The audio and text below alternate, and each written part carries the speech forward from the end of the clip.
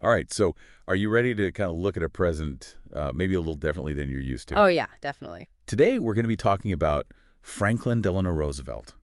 FDR. Yeah, FDR, exactly. And we're going to be going through this article, The Truth About FDR. Okay. And it's written by a historian, Thomas E. Woods, Jr. Mm-hmm. So one of the things that Woods really kind of focuses on in this article is that the traditional textbook narrative about FDR and the New Deal Right. might not be the whole story. Yeah. And in fact, there might be some downsides to the New Deal policies that we don't always hear about. Yeah, and I think one of the key concepts that Woods uses to kind of frame this argument is the idea of opportunity cost. Okay. Are you familiar with that?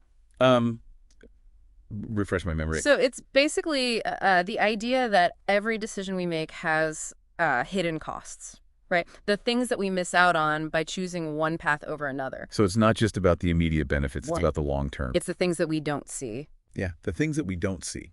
And so when we're talking about something like the New Deal, Hmm. we often hear about the jobs that were created by programs like the WPA, the Works Progress Administration. Right, right. But what Woods is saying is, well, hold on a second. Yeah. What else could we have done Yeah. with those resources? What if we hadn't spent all that money on these government programs? Yeah, what if we had let the private sector kind of figure things out? Right. Exactly. Or even maybe spent the money differently? Exactly. And, this is not to say that the New Deal didn't have any positive impacts. Right.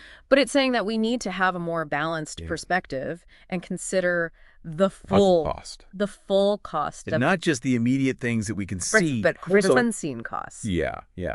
One of the things that I thought was really interesting in this article, too, is he talks about how FDR's administration actually destroyed crops and livestock to artificially raise prices. This is during the Depression. Yeah, yeah. Can you imagine, people are struggling to feed their families? Yeah. And the government is literally destroying food. Yeah, I mean, this is like Econ 101, right? Like, if Yeah. you reduce supply, prices are going to go up. Right. And so the idea was to help farmers by, making their products more scarce and therefore more valuable. Right. But the problem is, At what cost? yeah, who is that really hurting? Yeah, you're hurting the people who can least afford it. Exactly. And so that, to me, that just seemed like a real head scratcher. Like, how could you? It seems so counterintuitive. Yeah. Especially in a time when people are struggling to put food on the table. Right. And then, on top of that, you've got this whole issue of FDR's attempt to pack the Supreme Court. Oh, yeah. Now, the way that we usually hear this story is that FDR was trying to push through his agenda, Right. and the Supreme Court was standing in his way. Right. But Woods kind of presents a different interpretation. Yeah. He suggests that FDR was actually trying to undermine the checks and balances. It's the separation of powers. Yeah. Yeah. Like, the whole idea of having three branches of government that can kind of keep each other in check. Right. He was trying to get around that. Yeah, and he was trying to basically stack the deck in his favor. Right, yeah. Yeah. And, and get rid of the justices who disagreed with him Right. and appoint those who would support his policies. Right. So he could get his way. Yeah. And so even if we kind of put aside the question of whether his policies were good or bad, Right. the fact that he was willing to manipulate the system like that, yeah, I think it raises some serious questions. yeah, about his respect for the Constitution, Absolutely. the rule of law. Yeah. And, and then there's this whole issue of World War II. Oh, right. Now, the common narrative that we hear is that FDR was, reluctantly pulled into the war, Mhm. but Woods suggests that he might have actually been quite eager to get involved. Yeah. And even maybe use some questionable tactics to kind of sway public opinion. I mean, think about the Greer incident, Yeah, right? That's a really good example. right. And for those of you who might not remember, the Greer incident was an American warship that was assisting the British, and it was attacked by a German submarine. Right. And Woods suggests that FDR might have deliberately put the Greer in harm's way. Yeah. Like almost like a setup. Yeah, like a setup to kind of provoke this incident Yeah. and justify going to war. Yeah. To get public support, right? Yeah. And and he even mentions that Churchill privately admitted that FDR was looking for an excuse to escalate the conflict. Right. So that to me is just, It's a pretty big deal. Yeah. If your president is kind of, manipulating things behind the scenes to get you into a war, that's a big deal. Yeah, I mean, you should at least be honest with the American people about your intentions. And so I think that this is just one example of how, uh, what we think we know about history might not always be the whole story. Right. And there might be these hidden complexities that we need to uncover. Yeah. I mean, it's always good to question the dominant narrative, right? Yeah. And to dig a little deeper, Yeah. because often there's more to the story. Yeah, and that's what we're trying to do here on this deep dive. Absolutely. Is to kind of look beyond the surface. Yeah. And explore these different perspectives. You're right. Because history is not just about memorizing facts and dates. It's Right. about understanding the context, Yeah. the motivations, the complexities. And I think, Woods is really challenging us to do that with his analysis of FDR. Yeah. So it's definitely something to think about. Okay, so we've kind of touched on some of the main points here, Yeah. but there's still a lot more to unpack. Oh, yeah. So we're going to take a quick break, and then we'll come back and we'll delve a little deeper into some of these issues. Sounds good. One thing that Woods kind of digs into is that the economic recovery, even with all this massive spending during the New Deal, Yeah. it was actually pretty slow. So are you saying that the New Deal didn't actually end the Depression? Well, that's what, some economists and historians would argue. And Yeah. Woods kind of points to that. He's like, look, Yeah. some of these policies may have actually made things worse. Like what? What kind of policies? Well, you think about things like price controls Okay. or artificially inflated wages. These are things that kind of interfere with the natural forces of the market. Right, right. So you're saying that by trying to control the economy too much, Right. the government might have actually hindered the recovery. Exactly. Huh. That's interesting. Yeah, it's something to think about. It's like, sometimes the best thing the government can do is just get out of the way. Right, right. Let the free market do its thing. Exactly. So, we talked earlier about the whole crop destruction thing. Oh, yeah. And that just seems so crazy to me. Well, in Woods, he doesn't hold back. Yeah, he calls it, what was it? He says it's in a class of genius all their own. But not in a good way. No, not in a good way. No, I mean, he's being sarcastic. Yeah. But the thing is, like, you read some of the justifications for this, and it's like, they were talking about cleaning up the wreckage Right. of the agricultural sector. They thought there was too much overproduction or whatever. I mean, it just blows my mind. They're destroying food when people are going hungry. It's wild. Yeah. So, we talked about the economic aspects of the New Deal. Let's shift gears a little bit and talk about the court packing scheme. Okay, yeah.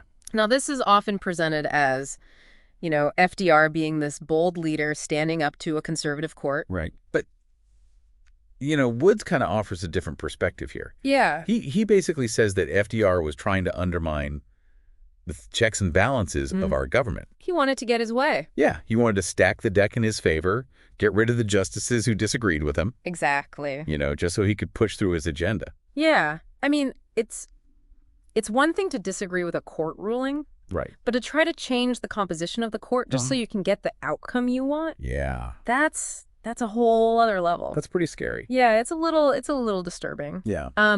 But what's interesting is this plan ultimately failed, It did, yeah. but it still had a big impact, right? Yeah. I mean, it kind of sparked this whole debate about the role of the judiciary, and that debate's still going on today. Right. Like, how much power should the courts have? Should they be able to strike down laws that they think are unconstitutional? These are big questions. Yeah, those are big questions. And I think, this whole episode with FDR and the court packing scheme kind of brings those questions to the forefront. Absolutely. All right, so let's talk a little bit about FDR's foreign policy now. Okay. And specifically, his approach to World War II. All right. Now, the common narrative that we hear is that FDR was, reluctantly drawn into the war. Right. But Woods suggests that he might have actually been pretty eager to get involved. Yeah. And that he might have even used some, questionable tactics to sway public opinion. Like the Greer incident. Yeah, exactly. He keeps coming back to that. It's a big one. Yeah. I mean, if he deliberately put that ship in harm's way just to create a pretext for war, Yeah. that's huge. Yeah. That's a big deal. And, and then he even mentions Churchill's admission Right. that FDR was looking for an excuse to get involved. Yeah, I mean, it really makes you think, right? Like, Yeah. what else don't we know? Yeah, and how much of what we think we know about history is actually true. Exactly. and how much of it is just, the story that we've been told. Yeah, the narrative that's been kind of crafted over time. Yeah. And so I think Woods is really challenging us to kind of step back and question those narratives Yeah. and to dig a little deeper. Yeah. And I think that's what we're trying to do here on this deep dive. Absolutely. We're not trying to tell you what to think. Right. We're just trying to present you with the information Mm-hmm. and let you make up your own mind. Yeah, and encourage you to do your own research. Yeah. Don't just take our word for it. Right. Exactly. Go out there and read these sources for yourself. Yeah. Okay. So I think that's a good place to wrap up this part of our conversation. Okay. We've covered a lot of ground. We've talked about the economic aspects of the New Deal, the court packing scheme, Yeah. FDR's foreign policy. Yeah. But there's still more to come. Oh, yeah. So in the next part of our deep dive, we're going to be talking about some of the ethical implications of FDR's actions Okay. and how his legacy continues to be debated today. Sounds good. It's kind of wild, right? Like, we think we know these big historical figures. Yeah. But then you dig a little deeper, Yeah. and there's all these complexities. It's never as simple as it seems, right? Right. And Woods, he really doesn't shy away from those complexities. No, he does. Like, he brings up all these things that make you kind of rethink your whole perception of FDR. Yeah, like, was he really this champion of limited government? Right? Did he always have the best interests of the people at heart? Yeah, yeah. And these are tough questions. Yeah, they are. And I don't think there are any easy answers. No, I don't think so either. But that's kind of the point of all this, right? Right. To get us thinking, to get us questioning. To challenge our assumption. Yeah. And, it's not just about FDR, right? No, it's about how we approach history in general. Yeah. Yeah. I mean, we should always be skeptical. We should always be questioning. Because the story that we've been told Right. might not be the whole story. Yeah, and there might be other perspectives that we need to consider. Absolutely. So what do we do? Like, how do we approach history going forward? Well, I think the key is to be curious, to be open-minded, Yeah. and to seek out a variety of sources. Right. Don't just rely on one book or one website. Exactly. Go out there and do your own research. Read primary sources. Yeah. Talk to people who lived through these events. Yeah, get different perspectives. Yeah. And, I think it's also important to remember that history is not just about the past. Right. It's about the present and it's about the future. It's about understanding who we are, Yeah. where we came from. And where we're going. Yeah.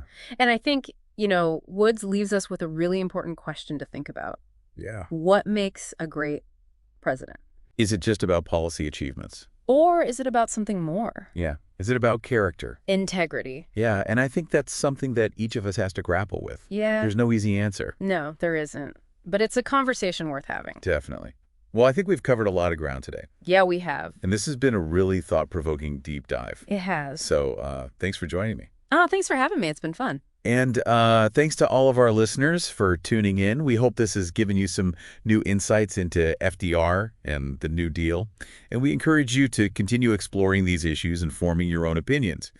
If you live in the Deer Park, LaPorte, or Pasadena TX area, please consider supporting us so we can continue empowering our neighbors and providing you with actionable information that can make a difference in our community.